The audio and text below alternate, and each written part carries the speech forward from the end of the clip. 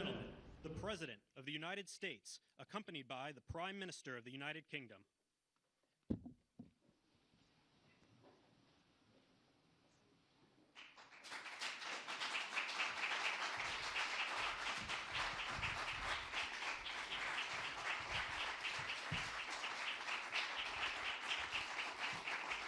Thank you very much.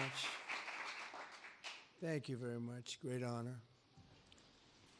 Today it's my privilege to welcome the Prime Minister of a very special place, the United Kingdom, to the White House. Prime Minister Starmer, you've been terrific in our discussions. You're a very tough negotiator, however. I'm not sure I like that, but that's okay. Very, very special person.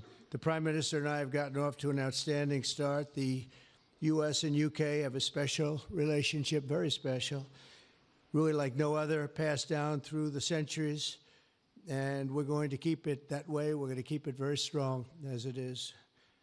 Very importantly, I was just notified by letter from King Charles that he's extended through the Prime Minister a historic second state visit to the United Kingdom.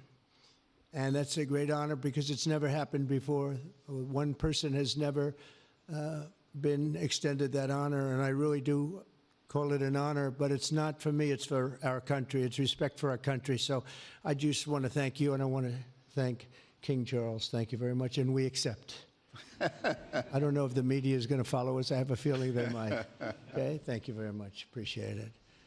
I'm pleased to say that the bust of one of the Prime Minister's greatest predecessors, Winston Churchill, is now back in the rightful place in the Oval Office, and we're very proud of it. Our meeting today and the various breakout sessions we had were tremendously productive. Most importantly, I provided the Prime Minister with an update on our efforts to end the bloody and horrible war in Ukraine with Russia, which would never have happened if I were president. That was not going to happen. I promise you that. After 3 years of hellacious conflict, approximately 1 million Ukrainians and Russians have been senselessly killed, but the number, I believe, is much higher than that. Countless schools, hospitals, towns, and beautiful ancient churches have been absolutely obliterated. To begin the process of ending this spiral of death, I had historic back-to-back calls with President Putin, very successful calls, I might add, and President Zelensky, and my team also spoke with the Secretary General of NATO on numerous occasions, and we're working very hard to get that war brought to an end. I think we've made a lot of progress, and I think it's moving along pretty rapidly. And I want to thank all of the people that are here that have been working on it. And we'll let you know what happens.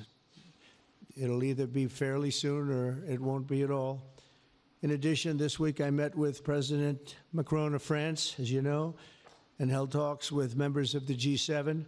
Tomorrow, the progress toward peace will continue when President Zelensky visits the White House. He'll be here tomorrow in the early part of the day, and we'll be signing a historic agreement that will make the United States a major partner in developing Ukraine's minerals and rare earths and oil and gases, and we have a great understanding. I think it's going to be great for Ukraine. We're going to be at the site, and we'll be digging. We'll be digging.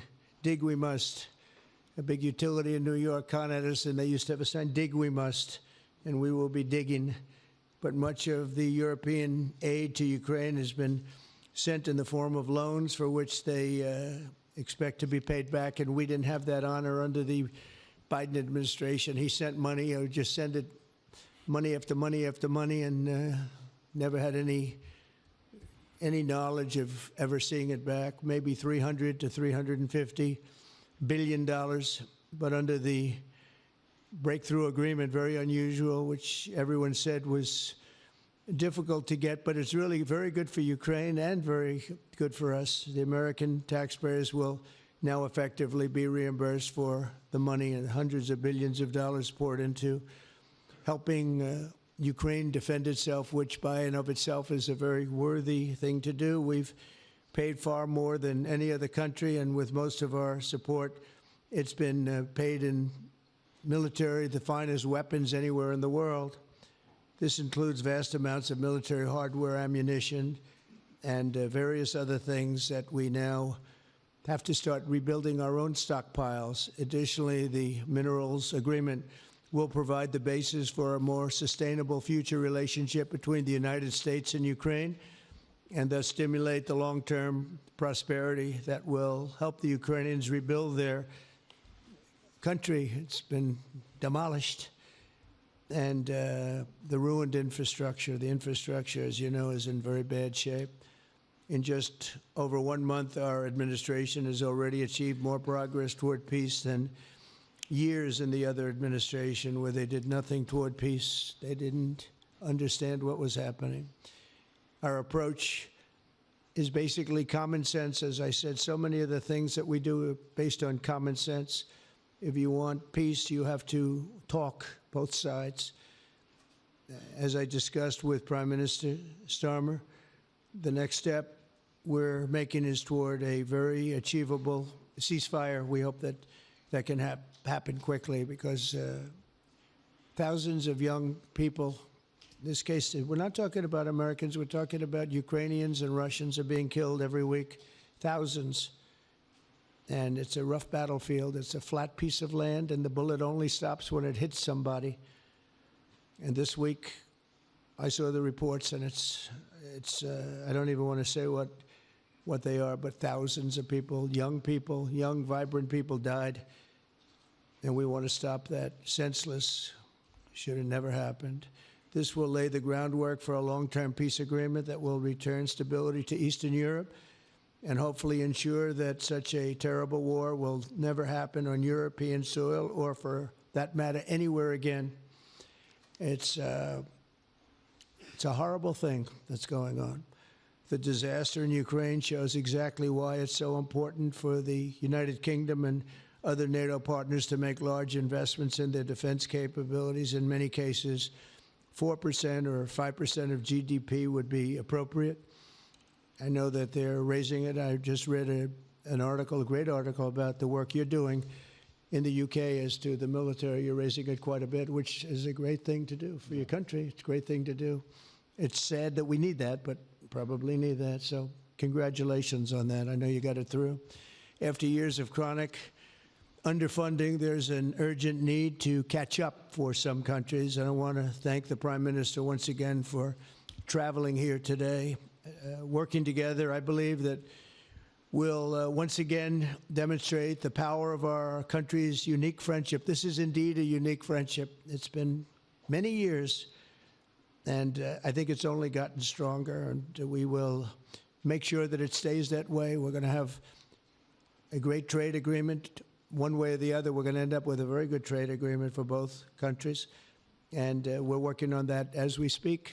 I think we'll have the confines. I think we'll have something maybe even in terms of possibilities agreed to very shortly. JD's working on it, Vice President, and Scott, and I'm just looking at this all from Mike. You're going to work on it. Everyone's going to work on it. We'll see if we can do something pretty quickly, but we're going to make some great trade agreements with the UK and with the Prime Minister, and it'll happen very quickly. So I just want to thank you again, and please thank King Charles for the invite, and I look forward to you giving our acceptance on behalf of the United States of America. Thank you very much, sir.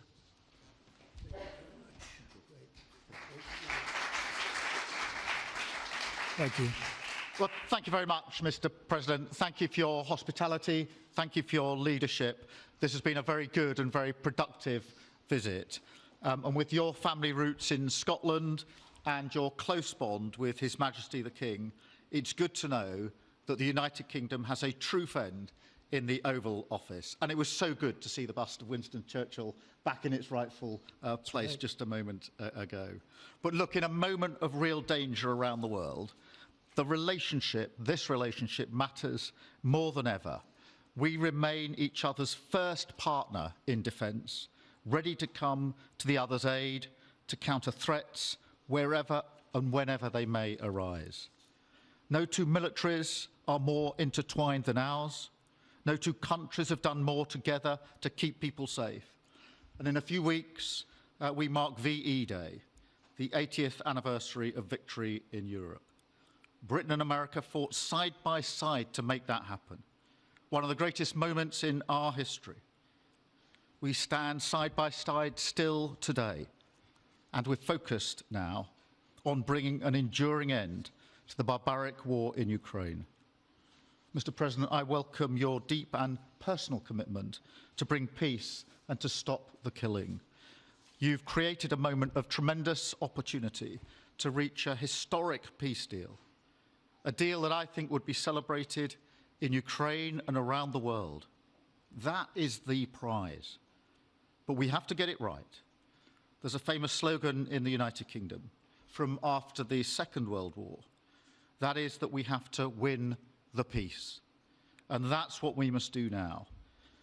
Because it can't be peace that rewards the aggressor or that gives encouragement to regimes like Iran. We agree history must be on the side of the peacemaker, not the invader. So the stakes, they couldn't be higher. And we're determined to work together to deliver a good deal. We've discussed a plan today to reach a peace that is tough and fair, that Ukraine will help shape, that's backed by strength, to stop Putin coming back for more. Now, I'm working closely with other European leaders on this, and I'm clear that the UK is ready to put boots on the ground and planes in the air to support a deal, working together with our allies, because that is the only way that peace will last. Mr. President, in this new era, you're also right that Europe must step up. And let me tell you now, I see the growing threats we face, and so the UK is all in. This year we'll be giving more military aid to Ukraine than ever, and just this week I've set out how we're shouldering more of the security burden. We're already one of the biggest spenders in NATO, and now we're going much further, delivering Britain's biggest sustained increase in defence spending since the Cold War. This isn't just talk, it's action, rebalancing the transatlantic alliance, making us all stronger, and standing up for our shared values and shared security, as Britain always has. And Mr. President, it's no secret we're from different political traditions, but there's a lot that we have in common. We believe it's not taking part that counts. What counts is winning. If you don't win, you don't deliver. And we're determined to deliver for the working people of Britain and America, who want and deserve to see their lives improve. So we're both in a hurry to get things done, and that's what the UK and US do when we work together. We win and we get things done. So we'll do what it takes to keep our people safe. We'll also work together to deliver some big economic wins that can benefit us both. We have a $1.5 trillion invested in each other's economies, creating over 2.5 million jobs across both economies. Our trading relationship is not just strong, it's fair, balanced and reciprocal. We're leaders together in so many areas, ranked 1 and 2 in the world as investment destinations, 1 and 2 for universities, 1 and 2 for Nobel Prizes, 1 and 2 in golf as well, by the way, and we're the only 2 Western countries with trillion-dollar tech sectors, leaders in AI. And look, we take a similar approach on this issue. Instead of over-regulating these new technologies, we're seizing the opportunities that they offer. So we've decided today to go further, to begin work on a new economic deal with advanced technology at its core. Look, our 2 nations together shaped the great technological innovations of the last century. We have a chance now to do the same for the 21st century. I mean, artificial intelligence could cure cancer. That could be a moonshot for our age. And that's how we'll keep delivering for our people. There are so many opportunities. Keep our nation strong and fulfill the promise of greatness that has always defined this relationship. Finally, to underline the importance of this bond. It was my privilege and honour to bring a letter with me today from His Majesty the King, not only sending his best wishes, but also inviting the President and the First Lady to make a state visit to the United Kingdom, an unprecedented second state visit. This has never happened before. It's so incredible, it will be historic. And I'm delighted that I can go back to His Majesty the King and tell him that President Trump has accepted the invitation. So thank you. Our teams will now work together to set a date, and we look forward to welcome you in the United Kingdom. Thank you once again. Thank you very much. What a beautiful accent. I would have been president 20 years ago if I had that accent. Thank you very much. Okay, let's see here. Go ahead, please. Thank you, Mr. President. Earlier today, you told me that you believe that foreign countries pay tariffs, but Americans who are concerned about higher prices believe, as most people do, that they're paid by consumers and importers when they import things into this country. Can you explain how you came to this belief that foreign governments are paying tariffs?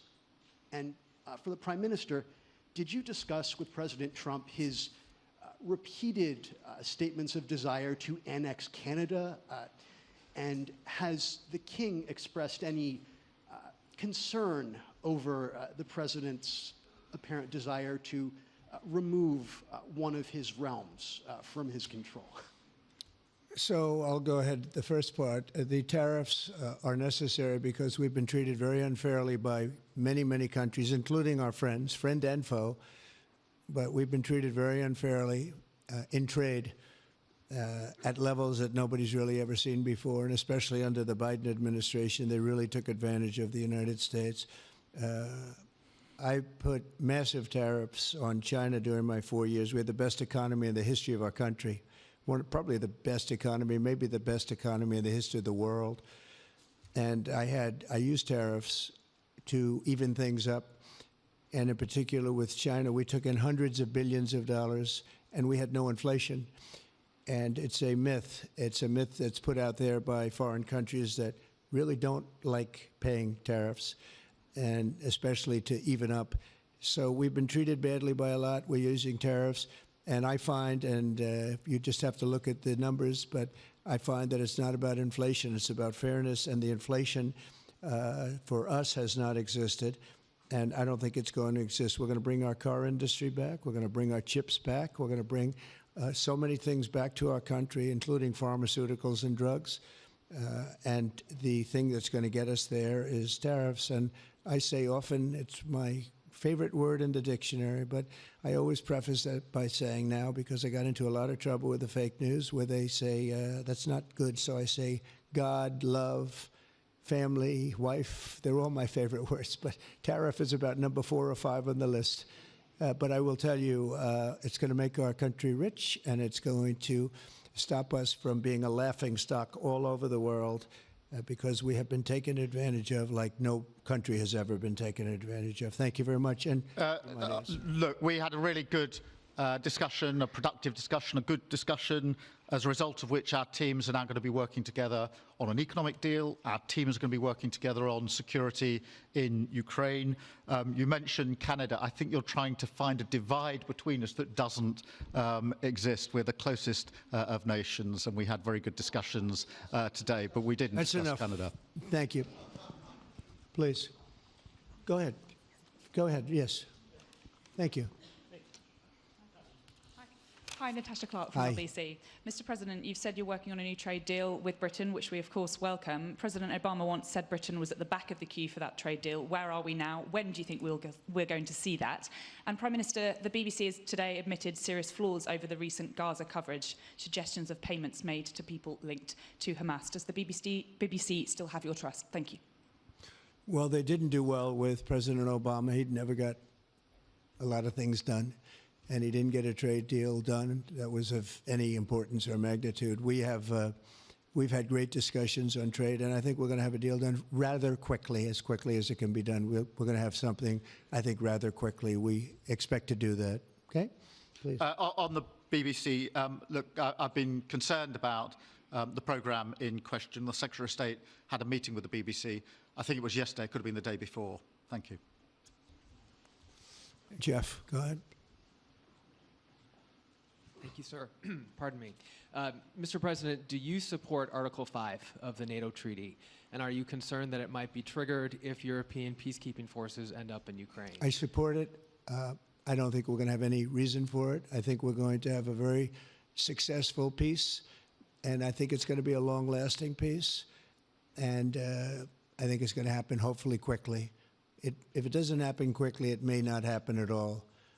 And we want it for two reasons. Number one, I want to see on a humane basis, I want to see soldiers stop getting shot, because largely it's soldiers now. Towns have been obliterated, but it's largely that. And I don't want to pay billions and billions and billions of dollars, nor does the Prime Minister or anybody else, on a senseless war that should have never happened. And we're going to get it taken care of. But I think it's going to be a peace that's going to be long-lasting. Do you have a question for the Prime Minister? Thank you. Mr. Prime Minister, you were asking the President today about a backstop for Europe if the peacekeeping force ends up in Ukraine. Did you feel like you got a satisfying answer for yourself and for Europe? And Mr. President, if you want to comment on that as well, please do. I thought we had a very productive discussion. Obviously, as the President says, the deal has to come first. But yes, our teams are going to be talking about how we make sure that deal sticks, is lasting and enforced. So our teams will be talking about that. Okay. Please, Blue. Mr. President, some experts think it could take more than a decade to mine the precious minerals from Ukraine. How much should the U.S. expect to receive, and when do you expect to see that come to fruition? Well, we're never going to know that answer, but by our being in Ukraine and doing the exploration and also the digging and taking the rare earth, which we need in our country very badly, we'll be doing a substantial amount of work, probably about at least what we have in there, and we hope to be able to do that.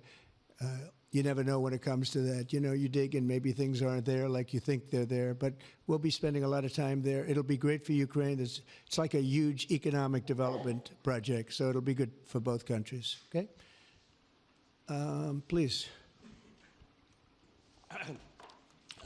Prime Minister, excuse me, Prime Minister, you've talked about putting British soldiers' boots on the ground in Ukraine in the event that President Trump succeeds with his peace deal. But can you do that without a firm assurance that America will have our back in the form of some kind of security guarantee were Putin to breach that agreement? And Mr. President, tomorrow you're seeing President Zelensky to sign this deal on minerals and energy that could be hugely important to the United States. Will you take the opportunity to apologize to him for calling him a dictator while praising Vladimir Putin, who is a dictator? Well, Robert, let me start by saying I've been really clear today and previously that I think that European countries, including the United Kingdom, need to step up in our own defence and security. We've been doing that in recent days. You saw the announcement we made on spending just the other day. In addition to that, I've made it clear that the United Kingdom will play its full part in ensuring that if there's a deal, and we hope there is a deal in Ukraine, that is a lasting deal that sticks. And we're obviously working with other European countries on that, France and NATO in particular. But I think I'm hosting 18 countries on Sunday to further our discussions. You heard from the President this morning that, you know, as historically has always been the case, we have each other's backs. And today we've been talking about the deal, how that will be a lasting deal. And coming out of this, our teams will now be talking in detail about that. And I think we're going to have a very good meeting tomorrow, 11 o'clock. and I think we're going to have a very good meeting tomorrow morning. We're going to get along really well, okay? We have a lot of respect. I have a lot of respect for him. We've given them a lot of equipment and a lot of money, but they have fought very bravely, no matter how you figure it. They have really fought. Somebody has to use that equipment, and they have been very brave in that sense. Yeah, please, go ahead. The ceasefire deal is nearing an end this Saturday, and there's been some worry that phase 2 might never get there. Do you believe that phase 2 of the ceasefire in Gaza will come to fruition? And have you spoken to Netanyahu about it? And for the Prime Minister, this peacekeeping deal has been pushed forward by the UK and France as well. Have you been in discussions with any other European countries to join this initiative? And are you expecting Commonwealth countries to also join the effort? Thank you.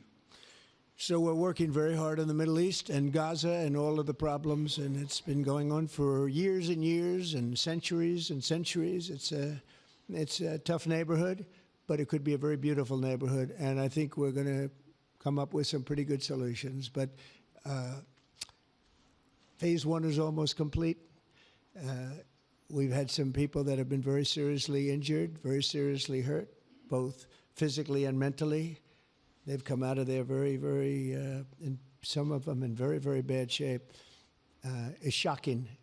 Many young people aren't in bad shape. Young people are strong, healthy. They don't die. People have come out dead, young people and old people.